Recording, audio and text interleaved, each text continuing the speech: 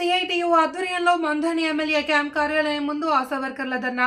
ఈ రోజు సిఐటియు ఆధ్వర్యంలో మంథని ఎమ్మెల్యే కార్యాలయం ముందు ఆశా వర్కర్ల సమస్యలను పరిష్కరించాలి అని ధర్నా నిర్వహించి కార్యాలయంలో వినతి పత్రం అందించారు.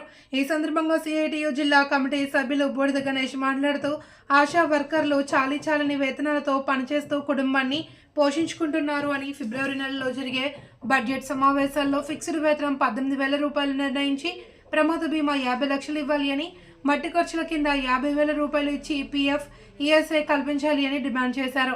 అలాగే సమ్మె సందర్భంగా కుదుర్చుకున్న ఒప్పందాలను అమలు చేసి ఇంకా ఇతర సమస్యలను పరిష్కరించాలి అని ప్రభుత్వాన్ని డిమాండ్ చేశారు. రాష్ట్ర ఐటీ పరిశ్రమల శాఖ మంత్రి వర్యులు శ్రీధర్ బాబు ప్రత్యేక చొరవ తీసుకుని ఆశాల వర్కర్ల న్యాయపరమైన డిమాండ్లను వచ్చే బడ్జెట్ సమావేశాల్లో చర్చించి ఆశా వర్కర్ల సమస్యలను పరిష్కరించాలి అని ఈ సందర్భంగా కోరారు.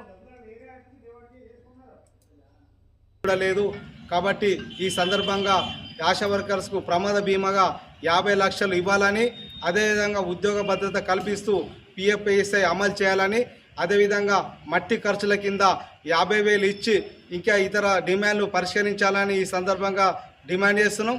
అదేవిధంగా పిహెచ్సిలో పనిచేసినటువంటి ఆశాల మీద అధికారులు పెత్తనం చెలాయిస్తూ వేధింపులకు ఒత్తిడిలకు గురి చేయడం జరిగింది. ఇది వెంటనే మానుకోవాలని, వాళ్ళు సక్రమైన డ్యూటీలో చేస్తున్న క్రమంలో కూడా ఈ ఇబ్బంది పెట్టడం సరైన విధానం కాదు. కాబట్టి ఈ సిఐటి పరంగా ఒకటే డిమాండ్ చేస్తున్నాం.